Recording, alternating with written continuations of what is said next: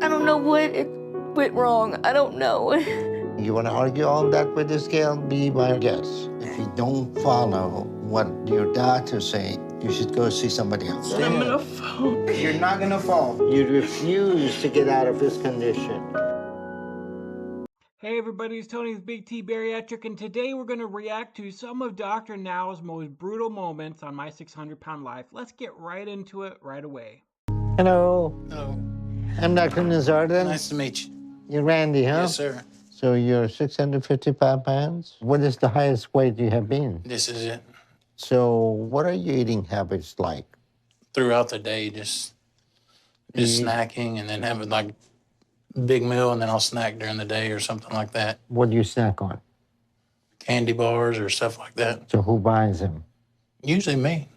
Or unless I ask my mom or dad to pick me something up on the way home. What's great about Dr. Now is he gets right to the point. He walks into the room, he shakes your hand, he introduces himself, and then he says, okay, who's doing this? Who's buying that? Why are you this big? He asked all the questions that he needs to be asking, and I think it's very, very important. You live in a house with how many people? 11. 11 people? 11 total. How many of them are overweight? You see us. Us three and one more is overweight. So you live in a household of unhealthy eating. So it's going to be very hard for you to stick to low-calorie diet if nobody else is eating that way. Yes. This is I mean, I've said that myself on this channel, and I had a lot of people get frustrated with me. If you have somebody who needs the help, who needs to lose weight, they're 600, 700 pounds, and they're suffering and they're about to die, it's going to have to be a family affair. The family's going to have to get together and say, you know what, we're going to have to do this together as a family. Because you cannot expect one person of the family to be on this diet and eat salads while everybody else is chowing down on McDonald's. It's just not going to work. And so everybody else in the family is going to have to make a sacrifice if they don't want to get that big, for one. And two, if they want to save Randy's life here, they're going to have to do it. They're just going to have to. a very unusual dynamic with Randy. Despite the fact that he is on track to be 700 pounds soon, he's still able to get around, so he's getting food for himself along with his enablers. He needs to start taking responsibility for his own eating habits. Randy, let me tell you something. You're not too far from being 700 pounds, then 800 pounds. Your body cannot last much longer like this. You have to get your weight under control. I'm ready. I've come to a time in my life. I've had a daughter, so I want to be there for her to live. Okay. I mean, it's very obvious that he has enablers in the household who is bringing him that, who is buying the food, who's cooking the food, who's bringing him the food. And it's probably dad, it's probably mom, it's probably sister. There's people in the family who are doing this for him and helping him get as big as he's getting. And as you can see, there are other people in the family who are large. And so almost half the household is overweight. That's a pretty good sign that there's some unhealthy eating going on in that household. And like I said, they're going to have to rally around him and gather together and decide that they're going to do this intervention and they're going to help him, or else it's not going to work. I'm just ready to change. Randy has a great motivation. He wants to lose weight for his daughter, but he should have started this on his own already. Being in a house with so many people, there's always going to be a lot of food around. We need to start with him taking personal responsibility for his eating habits. This is all going to have to rest on Randy, and he needs to get well enough to get out on his own. 3 things control your eating habit: frequency eating, amount, and type of food. Now, eventually surgery is going to work on this part, which is amount, but it would not do anything for frequency of eating and type of the food. Yeah, that's very true. I talk about it all the time on my channel, that it is not merely a willpower issue, all right? It's not a physical issue. You're not going to be able to solve your overeating if you're that big by going on a diet alone. You need the counseling, you need the therapy, you need to figure out what's going on mentally. And so if you get used to mentally eating so much food frequently throughout the day, like he said, he snacks all day long, I know exactly what that's like. You have a big breakfast, you have a snack, you have a big lunch, you have a snack, you have a big dinner, and then you're snacking several times before you go to bed. All right, you're soothing yourself with food. All right, it's just like if you take a drug, once that drug wears off, you're taking another one and you're taking another one. And so you do that throughout the day because food only gets you so far, all right, as a drug. It only gets you so far. And so that's why I often think that a lot of these people are not going to be successful until they get into a qualified program where they are getting counseling and therapy to help them work out the other part of it. So you got to have the handle on those two issues, okay? So how much does he have to lose before he can have the surgery? I want him to lose 40 pounds in 1 month. Then we'll see if you're healthy enough for weight loss surgery, okay? You want to be there for your daughter? This is your chance. You think you can do it? Yes, sir. All right. It was good to meet you. Appreciate it. A lot of people see that 40-pound goal in 1 month and they think 40 pounds, like that's ridiculous. But remember, when you're that big, you burn a lot of calories really, really quickly. It says no sugar, no candy, cookies, cake. It's a big change. We'll do it. We're behind you. The doc wants me to lose 40 pounds, so that's what I'm gonna do. Surgery is my last chance for a new life. If I don't get it, it's game over for me. Sadly, that's where a lot of these people are at. That's exactly where I was at, where it's like, you know what, this is the last opportunity I have. If I don't get this surgery, if I don't get this weight off, I'm gonna die. Like, that's it. End of the ball game right there. There's no other chances after that. And so hopefully Randy was able to take the advice of the doctor. He was able to lose that 40 pounds and get the surgery that he needed. I have not watched a lot of these episodes, but doing these reactions, I'm starting to learn more about these patients and about their lives and who is successful and not. So we're going to start doing some full-length episodes here pretty soon. I just have not been able to do it because they're very, very long. But I promise I will do a full-length episode at some point. How you feel? I feel okay. Let me take a look at your stomach. Any pain or discomfort in here? Tell me about your eating habits. You eat more frequently or you eat a large amount? A large amount. There's no way to ever stay full. You never get full? Who get the food for you? My fiance and my daughter, and she has a problem with overeating too. A lot of the food that people eat is just so garbage that I relate it to almost like throwing kindling on a fire. It just evaporates very quickly and gets burned up. And so you're just constantly eating that. You can eat a whole bag of chips and not get full. And then you're going to want a second bag of chips or cookies or something. Like, you can eat that stuff progressively all day long and not get full on it. And it's just absolutely crazy. It's a family thing. Cherity is clearly in pretty bad shape. Her situation is very serious right now. And this area never healed, huh? Nope, the more I walk around, the worse it opens. It bleeds all the time. She's close to losing ability to even stand up. And that's another thing. It's like there's always rashes that develop underneath your fat rolls. And those rashes can open up and become gaping wounds, especially if you're laying down all the time. And it's just another source of pain and agony. It's that stuff that drives you to need to change, or else you can get a bad infection that can get into your blood and it can kill you and it can make you very sick.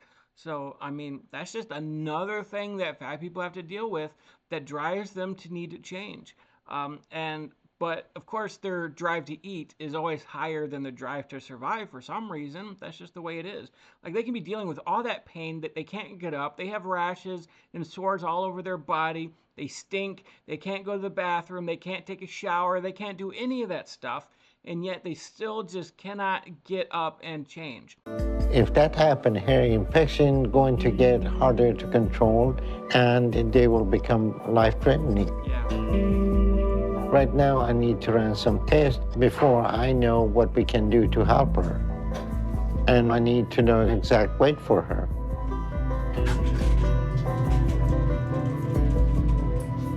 It's been a long time since I've checked my weight to know where I'm even at. Was her one leg like twice as big as the other leg? Did I just see that correctly? I'm kind of scared to find out what I weigh. Okay. Now the other side. I thought that was another leg. That was just her back fat. I thought it was like a third leg or something, like hanging off of her. Like, body finds incredible places to store excess fat when it needs to. Like, you would be surprised. All right, 778. Okay. Wow. Cherity is almost 800 pounds. Wow. If I send her home, I'm concerned this may be the last time I see her. We have to intervene now, or she's not going to survive much longer. Our only option is to admit her to a hospital right now. And when you're pushing 800 pounds, that is an emergency situation where you do not want to send them home. And so I hope Dr. Now keeps her at the hospital and helps put her on a diet to keep her going, because to sending her home at this rate is going to be dangerous. Probably one at a time. Maybe. We have to get her weight under control before it's too late. Cherity, we have to do something about your weight right now because you don't have much longer like this. You're going to be on a strict diet, about 1,000 calorie, high protein diet, low carb, and no outside food. Nothing. Promise. Okay? No sweets, no sugary drinks. Okay? Okay. I'll see you later. Okay, thank you. Okay? We're going to keep an eye on them and make sure there is no sneaking food in. If you all want to eat, you have to eat outside of this room so she doesn't get the temptation of the food, okay? I understand. Right now, our focus. Yeah, her family's like, yeah, I understand, but man, they're the ones who have probably been enabling her for years and for decades. And so hopefully they keep up with it and they don't bring her any food. This is to avoid a life-threatening situation with her. I didn't I mean, the fact that her friend or her daughter or whoever that is fairly large herself, like that's what a lot of them get out of this. Like they can latch on to somebody else's addiction because they feel good eating that much food. They want to be a part of that. And so they enable the other people because it's like, hey, you know, if you're eating that way, I can eat that way too. expect to have to stay here in the hospital. I've never been away from home and alone, but I know I have to do this. Hello. Hello. How y'all doing? Good. All right, so how you getting along since you left the hospital a couple days ago? Pretty good. Getting past the vomiting part. So only issue I got now is the right knee, just a little bit. So how many times you been in the hospital? Since I discharged June after her bypass, she returned to hospital 3 times, claiming that she wasn't able to eat, she was getting weak, and she had a whole host of symptoms. When I examined her, there's nothing wrong. You know, you've been in and out of hospitals with some symptom that is not really present, but it was present in your mind. The situation is you want something to be wrong, or something else is going on. What I recommend that we get you to see a psychotherapist to start helping you with this. That's a very interesting prognosis there. She's been in there several times claiming to be weak and all that stuff. And Dr. Now's like, no, that's the 3rd time you've been in here. Those are not real symptoms that you're feeling. So that's really interesting. But I do know once you have weight loss surgery, you can feel sick. You can feel nauseous. You can get dizzy and stuff like that because you're not getting the calories that you did before. And even when you do eat, because there's something wrong with your stomach, you're not absorbing all the vitamins and minerals that you need to. So that's why I do say that surgery is a last chance opportunity for a lot of these people, but it's not meant for everybody who needs to lose weight because it can be very dangerous. You can be dealing with a lot of dizziness, malnutrition and stuff even after the surgery. So why Dr. Now told her that she's faking these symptoms and going to send her to psychotherapy, I don't understand that part yet. Maybe if I watched this full episode, I would understand better. The issue that has driven her to eat and is driving her to get attention has to be addressed if she's going to succeed in long term. All right, that makes sense. She needs attention. She's looking for attention. I got a lot of issues going on. I ain't gonna lie about it. I do. I'm a little crazy. I'm not gonna lie to you about that. As far as your therapist that you want me to see, I'm gonna be very honest. I'm gonna deny that. What's the harm in seeing a therapist? I don't want to talk to someone that doesn't know me. This is part of your treatment. And if you don't want to follow that direction, that's not a very good sign. Okay. No offense. I know you're good at what you do. But you're wrong. June, let me tell you, 6 months down the road, you and I got to split. because there'll be nothing I can do for you. You will lose a little weight, the progress was slow, and you start to gain weight again. Yeah, Dr. Now's being completely honest here. Like, this makes a lot of sense. She's looking for attention, and so she's going to the hospital. But as soon as they split and he goes his way, she goes her way, like, she's going to start eating the way that she did before, and she start gaining the weight back. And so, yeah, there's a lot wrong here. Things won't get worse for you after that. If you don't follow what your doctors say, and if you don't trust them, you should go see somebody else. Bite the bullet and go see the therapist. Maybe something good come out of it, right? The fact that she is reluctant to see a therapist, they tell me that she knows the issues, but she doesn't want to face it. Yeah. We're going to see if we can change that mindset. Not everybody needs therapy. Am I manifesting the illnesses? Hell no. Do I want the therapist digging? Maybe not. No, not everybody needs therapy, but when you've been that big, 500, 600, 700 pounds, there's something wrong with you. Again, it's not a physical issue, it's a mental issue. You have addictions, you're seeking something. Now that you can't eat, you're turning that into attention-seeking behavior. So yeah, your mind is changing. You're still seeking something, you're still addicted to something. So yeah, you need some sort of therapy to help you get through this, or else you're gonna be stuck. My knees. I respect Dr. Nazari. I want him to continue to be my doctor. So I'll trust him on this. Good. Hello. Hello. Hi. How y'all doing? Good. How are you? I'm good. I'm Dr. Nazardan. I'm Anjanette. Nice to meet you. Erica, nice to All meet you. right. So where you coming from? Oregon. Oregon. That's a long trip. Hopefully you made it without too much difficulty. I mean, it was hard, but worth it if I can get help.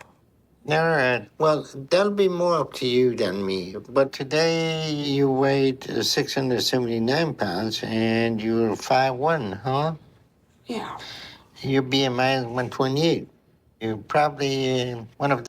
So I'm 6 feet tall, and I was about what she weighed at my heaviest, and she's 5'1". Like, her BMI must be ridiculous. the highest BMI we've seen. So this is very dangerous BMI to have. And with a BMI this high, once the patient become immobile, they die soon after that. So how is your mobility? It's not good. Not right now. It's not good. I'm normally able to walk. Mm-hmm. But over the last Couple days. just the shortest distance is taking my breath away. I mean, yeah, that's the problem. Like, the longer you carry the weight, the less and less you're able to do. Like she said, I was able to walk, and then just suddenly I just can't walk anymore. And doing the shortest distances gets me out of breath, and I struggle with it. And so it's very easy to find yourself, especially when you're consistently eating like that. Like for me, it was almost like there was a certain weight. When I crossed that weight, I struggled to do anything. And now that I'm below that weight, I can do all kinds of things. So your body can only hold up so much. There's a threshold. And so when you put on a ton of weight, it just suddenly collapses. It cannot do things anymore that you want it to do or that you're used to being able to do. You're at a very critical point because with all your factor here, you don't have much longer to live. Likely less than a year if nothing changes. So we have to get your weight down immediately. So what seem to be challenges with your eating habit?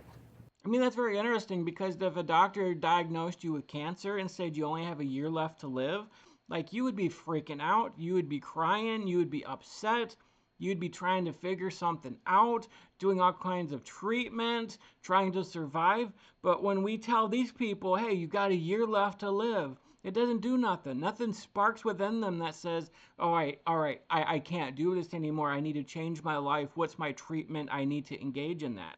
Nothing sparks with them.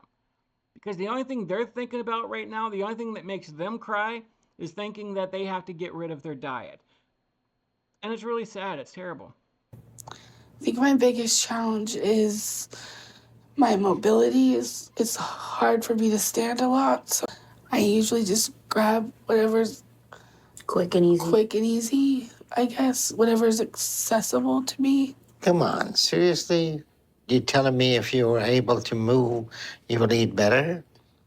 No. Well, that's what... That was one of the dumbest excuses I've ever heard in my life. Because she can't move around as much, she is relegated to only eating crap food. Really? Really? It doesn't take very much to make a salad. It doesn't take very much to scramble some eggs. It doesn't take very much to make a lot of healthier foods, to grill a hamburger. Like, these things are fine that you can eat. But your laziness and your addictiveness to food is what's preventing you from losing weight. You don't want to eat the other foods. You just want to grab a honey bun or a bag of chips or something like that. What it sounds like you're saying, that walking to a salad is harder than walking to a pizza. Does that make sense to you? Probably not. So, the wrong answer. So let's try again. So you eat a large amount or what? Yeah. Fat people have the dumbest excuses. The dumbest, I'm telling you. So you can stop eating, you have no control on it? Do you live with others? Yeah, I do. My sister and her kids. Okay. So you like to have multiple enablers. But Erica, when she asks you for the food she shouldn't have, why don't you even try to tell her no? I don't say anything. She tries to say stuff. She does sometimes say, you need to watch what you're eating, and I get mad. I tell her if you chew your food more, you can get full, or if you chew it better and you won't. No, she's not as big as this person here, but Erica is pretty big herself. Like, as soon as they started getting together, I'm assuming they're a couple by the way they're holding hands, like, she started eating the same exact way as she did. And so she's gaining weight, she's enjoying it, she's part of the enabling. Because if she really cared about her, if she really loved her, she would do more. All right? She would do more to help her lover or whoever this is save her life. And upon hearing that she only has a year left to live, she is not sparked up either. Like, neither one of them are like, wow, freaking out. We have a year left. Come on, honey, we can do this. Like, there's none of that. None of it. They're both just sitting there. This is just what drives me crazy about this. Eat fast. So your idea of helping her is to tell her to chew the pizza better, instead of telling her no to what's killing her. Mm-hmm. There's a lot of excuses you all are giving me. And you two need to understand right now that you can't keep playing this game any longer. Because then, Jeanette, you're not going to live that long at this point, unless you both change what you're doing right now. And that goes for everyone in your household, all the enablers. Does that make sense? Yeah. We're cutting everything. We're gonna get hard. She's gonna get on a diet. I'm not giving her anything. We're gonna do this. It's okay. You both need to go on a diet. I'm sorry, I'm not trying to be judgmental here, but you both need to do this together. All right? You're not going to be able to eat like garbage and then tell the other person, sorry, honey, you're going to have a salad while I'm over here eating this. Like, they're both overweight. They both need to help each other out. They both need to stop enabling each other. And if they really did love each other, they would help each other figure it out and do this together as a couple and not separately. Okay.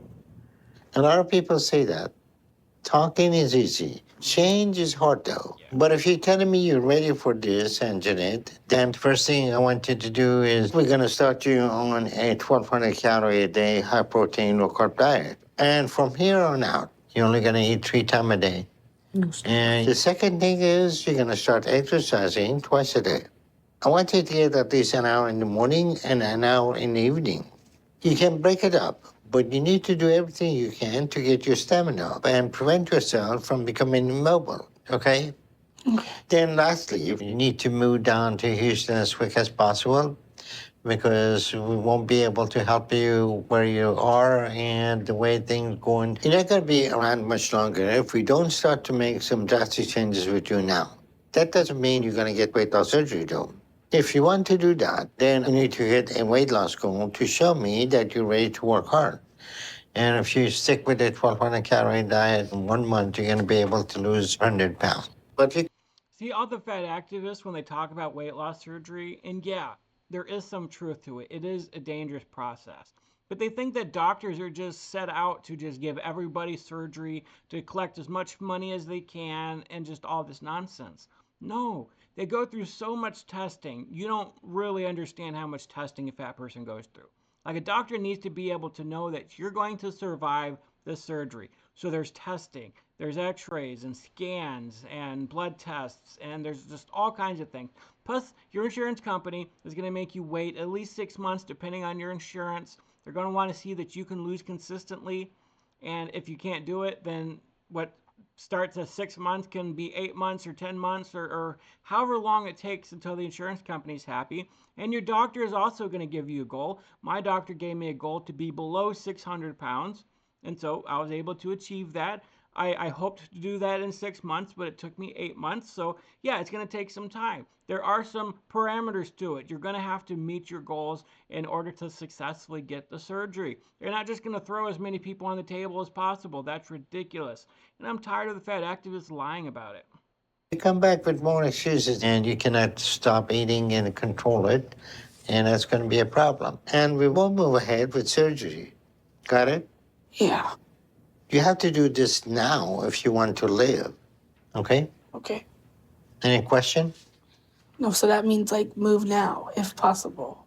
Yes. Okay. Yeah, that's going to be your only chance to live. Okay? Okay. You think you can do that? I can do it. We're All right. going to do it. Yeah. I'm glad to see some emotion finally. She's crying, but the other one's like, no emotion, just completely stoic. Good. All right. I'll see you both in a month. In the meantime, if you need anything, give me a call. All right. Thank you very Nice to much. meet you. Nice to meet you. With such a small body frame, and Jeanette has an incredible amount of weight on her body. And it's similar to someone of average height having over 900 pounds on them. So it's impressive that she's still able to get up and move around. Yeah, at my height, as much body fat as she has on her would be the equivalent of me being 800 or 900 pounds. I mean, that's just an incredible amount of fat for somebody her age and being 5'1". I mean, I'm surprised she's able to even walk. And that she's not in worse condition already, but she's close to becoming immobile. And once that happens, she's going to have very little time left before her body gives out. And if she's going to be part of my program, she has to move to Houston because her body isn't going to handle the travel back and forth to Oregon. And that will also get her out of the house that is likely filled with enablers. And Jeanette doesn't have any time to waste, so hopefully she's taking this as seriously as she needs and she's ready. And I mean, yeah, a lot of people often ask, okay, why does Dr. Now pull them away from where they're living to go down to Houston? All right, one of the main reasons is because there's not a whole lot of doctors who would do surgery on people that heavy. There are more now, but back when this was filmed, there weren't hardly any. But an important thing to think about is also he gets them away from their environment and their enablers. It's good to go somewhere and get a fresh start to change your life. This is no different than if you were to go to a rehab facility. It would get you out of your environment. It would get you out of around the people who would enable you or would provide you your drug or whatever, and takes you somewhere else that's clean, that can help you, that can offer counseling, that can take care of you in a better way. And so, yeah, getting out of where you live, out of the environment that you're at, and going somewhere else, getting a fresh start, and being closer to the doctor, all that stuff, because traveling at her size is not recommended, it's not a good thing. So all of that taken into consideration, it's actually a good thing that they leave and go down to Houston, as much of a trouble as it is. But it's about a year, so that's how long the program is. He usually gives them a couple months to lose the weight, and then once they hit that goal, they have the surgery, and then it's about a year from there of recovery, of changes, of living a certain way, going and being part of the program, going in monthly, getting weighed, all that stuff. So it's about a year-long process. And so traveling every month back and forth from Houston to Oregon, in their case, is just out of the question. if she starts making the changes, she has to, before it's too late. He's hurt. The doctor said he wants to know my progress and that I have to stand up on a regular scale to get my weight today. I know every day I don't get out of this bed, I get weaker and weaker. But I'm scared right now. And I don't feel like I'm ready for this. See you? Today, I told Lupe she needs to get out of the bed. Over here. It is imperative to get her up. If she doesn't, then her health is going to continue to decline rapidly, and her body is not going to be able to handle that. I mean, yeah, once you get to a point where you cannot even get up anymore, you are almost done. Like, that's it. Your health starts to deteriorate rapidly, rapidly. And so, yeah, Dr. Now does what he can to make them get up, to walk around, to start doing stuff like that. Like, almost hours after your surgery, they make you get up. It helps prevent blood clots and helps with healing and all that stuff. So even after weight loss surgery, after taking out your stomach or 90% of your stomach or bypass whatever surgery you get, they make you get up and walk around a little bit. And it was very hard for me to do. I was in a tremendous amount of pain, but I still had to do it. Like, that was part of the whole recovery process. And so, yeah, getting up, walking, gaining some of that muscle is going to be good for you. Whoa. You're gonna be fine. Just come on. Lupe, you've been in bed so long, you're losing your strength, okay? You don't know, because if you know, you would do something about it. Yeah. Come on. I can't. My legs go numb. I don't want to fall. That's because you haven't been trying. Lupe is not dealing with the issues in her life in the right way, and that is creating a very dangerous situation for her. I thought that was a very brutal comeback from Dr. Now. If you knew, then you would be doing something about it. Like, if she realized what she was doing to herself, if she knew that the longer she stayed in bed, the harder it would be for her, if she knew the consequences that would come as a result of that, then she'd be taking care of it. She would be doing something about it. And so this is the thing about gaining weight. You're almost oblivious to it. I mean, you start to notice changes little by little. You're able to do less, stuff like that. But when you're fully engaged in your addiction, that's all you care about. You don't care about saving your life. You don't care about what eating does to you or the physical consequences of it, or that you're losing strength or you're becoming more bedridden. Like, you don't really notice all that. Their addiction to food drives their life completely. And if they had any idea of the consequences that they were doing to themselves, they would stop right away. Like, that's exactly what happened to me on my wake-up moment when I hit rock bottom and I realized, wow, I'm turning 40 and I'm going to die if I don't get this surgery. Then you start to fight back and then you start to make changes. But for a lot of people, once they get to that point, it's too late. It's too late. You've been months and months and staying in the bed and asking for pain medicine. You're going to have to get up and move. She's convinced herself to stop doing anything and making progress because she's scared right now. I'm gonna fall. You're not gonna fall. Lupe, do you want to stand up or you don't? I do, but I'm scared. No, just tell me the truth. This is all by your design. This is where it got you to be almost 600 pounds. This is where it got you in the bed. You refuse to get out of this condition. You're playing with everybody around No, you. I'm not. You are, come on. This is your life, and we're trying to help you. I know you are, and I'm very thankful for that, but I know No, your action speaks louder than what you say. Yeah, I know my legs is I feel I've been in bed all these days. You know what you need to do, but you don't want to do it. Put her back in the bed. Breathe. This is it. Part of me wonders how much she's faking that. I know she's probably in pain. She hasn't stood up in a very long time, and your muscles do atrophy when that happens. But in some ways, she's playing a game. Like, she's trying to make it out that she's in more pain than she is. Because, as Dr. Now says, she is very reliant on pain medication. And so the more she can pretend to be in pain, the more she can pretend like she can't do it, the more drugs she gets, the more enabling she gets, the more she's able to control others. It's a very bad situation. Lupe is at a crossroad, and she's choosing a path that is going to lead her to her death. What are you doing, sir? Well, first let me say, because I know you're gonna bring it up, I gained 21 pounds because I slipped up a couple times. But I'm back on track now. However... Oh, wait a minute. How many times you been back on track? No, I really I know. am. How many times? You don't gain 21 pounds from slipping up a couple of times, all right? This guy probably never took his diet seriously. I mean, there were some moments where he did lose some weight and then he would gain it back. So I don't know. He's completely deluding himself at this point. I slipped up a little bit a couple times, but you don't gain 21 pounds from slipping up a couple of times, all right? That's a full month of slipping up. Well, let me give you some statistic, okay? You came to Houston 10 months ago, and you were 730 pounds. We helped you to lose 100 pounds.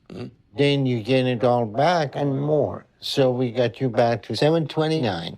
Now you gained 20 pounds in 1 month when you were supposed to lose 40 pounds. So Let's put this in perspective, all right? It takes months to lose 100 pounds. It takes months to do it. If you're able to lose 50 pounds a month and do it that way, then at the minimum, it takes you 2 months. But in most cases, 3 to 4 months it takes you to lose 100 pounds when you're that big. All right? So the fact that you're able to spend several months putting in that much work, that much effort, that much energy, you're able to do it to only turn around and gain it back, that is just absolutely nutso. That's nutso. Like, and I've done that many times in my life, so I understand that kind of nutso. Like, that's just, it's just very, very difficult to put all that time and all that energy and all that effort into something only to completely let it slip and lose track of it again and gain the weight right back. That's very sad. you make no progress, and when we do help you, you immediately undo it. What did that tell you? Absolute failure. Absolute failure. Well, I can explain. Next time it's going to be 800 pounds? Absolutely not. Next time it's going to be under, probably 600 or under 600 pounds. Definitely. And that's never going to happen. And you don't believe it yourself either. I do want to commit to working out now, but I'm having a hard time because I obviously don't have any more medication anymore. And All right, two things there. Of course, he's going after the medication, all right? He's smooching up Dr. Now, saying, you know, I really want to exercise, but I need my pain medication if I'm going to do that. So he's lying about exercising, thinking it's going to be, oh, too much pain, which I know it's going to be painful for him, right? I've been there. It's painful for me to exercise now, and I'm half his size. But yeah, he's schmoozing up Dr. Now to get more pain medication. But also this lie that fat people tell themselves, well, next time I weigh in, I'm going to be this weight. No, you're not. Just be honest with yourself. You know you're not going to do it. You're not motivated enough to do it.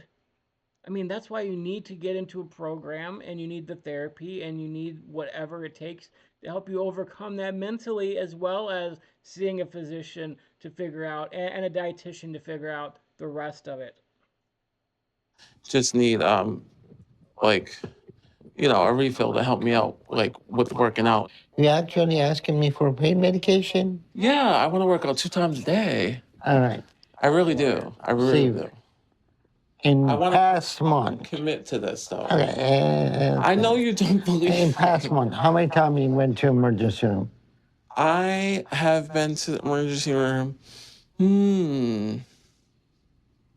maybe 5 times. 5 times in a month. So you go to one hospital, they recognize that you're a drug addict, then you go to another one. Let me just give you something. This is a prescription monitoring program with state of Texas. You received 39 prescriptions from 17 different doctors. And that ring a bell? Well, obviously I can see it on the paper. It can't be a lie. What? 39 different prescriptions from 17 different doctors? Like, that is an addict right there. And Dr. Now comes armed with that knowledge. This is a very boss move, pulling that information, knowing that Steven's going to probably try to ply him with some smoozing to get his drug medication, lying about, oh, I really want to work out twice a day, but I can't do it without my pain meds, you know? Like, this is just... Steven is next level addict, let me tell you, next level. And you go to the next page. You have received Tylenol and codeine, 259 tablets. He have received tramadol, 1,045 tablet, hydrocodone, 970 tablet. In the state of Texas, if you have prescription from any other doctor than one doctor, we are not allowed to prescribe a pain medication. How is his body still alive? I do not understand. That is a testament to the human body on how much it can handle. Not only has that guy been 800 pounds, but he's also put that much drugs into himself. That is a testament to his liver. He must have a super liver or something. I have no idea. that's a ridiculous amount of pain medication that he's taken, and the food, and it's how he's still alive. I have no idea. He's still not getting it fixed. He's still very overweight. His teeth are falling out. He's ripped his hair out multiple times. This guy is a nutcase. In fact, I've actually offered to, and I put it on a poll, whether you guys wanted me to do him for the very first full episode reaction. It's funny, I got the most votes for him, but I also had a lot of people commenting in the comments saying, if you react to him, I'm not watching it. I cannot stand to watch Stephen Asante. So he's probably not going to be the very first one I react to. I'll probably get to him at some point, but the fact that I had so many people saying they're not even going to watch the video if I do it, that kind of, turned me off a little bit. So this is the end of it.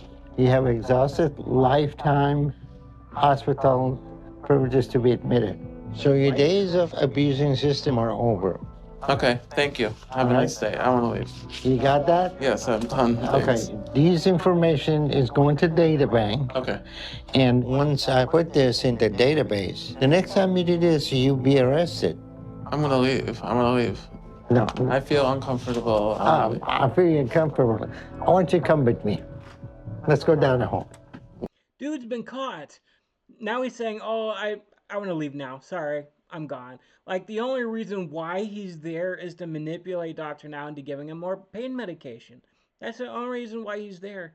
He knew he was able to get laid up in the hospital and get plied with drugs as long as he was there. He messed up that opportunity. He's been going to every emergency room in the state of Texas, thousands of pills.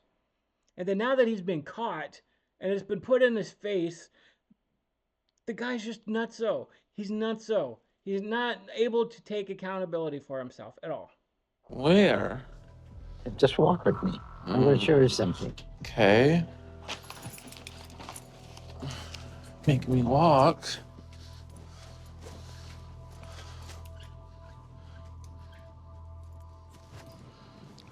Come on in. Now, stand over here and look at that mirror. Look at yourself. Look at what you have done to your body. Tell me, what do you see? A big failure. You're not looking at yourself. Come on. Keep looking at yourself. Okay. I think this is a very important moment here. Like, he can't even look at himself. He knows he's a failure. He just said that he's a failure. But I think to make him look at himself, to really look into his own eyes, to see what he's done to his own body, like when you're not looking at a mirror, which is what a lot of fat people don't do, they don't look in the mirror. Why? They don't want to see what they did to themselves. They don't want to see. And in Stephen's case in particular, just what he's done and ripped out his hair and teeth falling out, like if you were to look in the mirror now, like he would be just horrified at what he did to himself. But here at this moment, I think this is a very important moment, and hopefully it worked. I don't remember exactly his timeline if he was able to lose weight after this. But yeah, I think this is a good psychological tactic from Dr. Now to, take a moment, look at yourself, see what you've done to yourself. What have you done to your body? You see yourself there? Can I step away from the mirror? You had enough? You look enough at yourself? You see what you really need to see? Yeah, I don't want to look anymore. Look at your body. Look at your stomach. When you came, it wasn't hanging that far. Now it's hanging all down. Mm-hmm. Look at your leg, swollen, red, lymphedema in both of them. Look like an elephant's leg. Mm-hmm. It doesn't look human anymore because what you have done. You're not seeing yourself the way you are. Have you seen anybody do that to their body? No. mean, you did that all to yourself. Yeah, sometimes it takes somebody else to notice what you're doing. If you're gaining a lot of weight, you're so enamored with your drug that you don't even realize it. Like it just skips right over you. And I mentioned this earlier in the video, and a lot of you might be thinking, how can you not know? How can you not realize you're gaining weight? But sometimes you just don't know. Sometimes you're just in so delusional land that you don't realize what you're doing to yourself. So it often takes somebody else to call attention to it. Maybe a family member to pull together an intervention, something to get through to you to help you realize that you are harming yourself to this degree.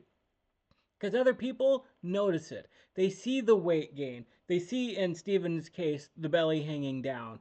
They see the behavior, the addictive behavior. Like everybody around you sees it. And some people will take advantage of that for their own purposes and become enablers. And some people, if they really care, they will hold you accountable and they'll try to help and change you. And if you're not willing to change, then a lot of times you lose respect, you lose that relationship because you don't want to change. You want to stick with your bad behavior. But other times you realize, wow, this person's right. This person's only trying to care about me. They love me enough to be honest with me and help me realize that I need to change. And I don't think Steven's really had those people in his life. His dad also sort of verges on trying to show him tough love and enabling him at the same time. So, I mean, that's a lot of parents. A lot of parents do that, and it's just really tough. I'll look anymore. What did it take to realize that you're killing yourself? Now? I never look in the mirror, so yeah. Can I sit on that? Yes, you can sit. Back is coming out. Okay. So you're not able to control any of your impulses. You're not interested in giving up your drug habit. And I don't see any way out. I don't know how we're going to save you from yourself. I need help with No, you had all the help you're going to get. This addiction is going to kill you. You need to decide to give up your food addiction and drug addiction. Yeah, at some point, you're just going to have to realize that some people are beyond help. There's only so much you can do to help them get over their addiction. There's only so much you can do. You can cry, you can beg, you can pray, like, you can try everything you can to help somebody decide that they need to change because you want them to save their life. You can't make them save their lives. And a lot of these patients who do go to doctor now, they do it because they were talked into it.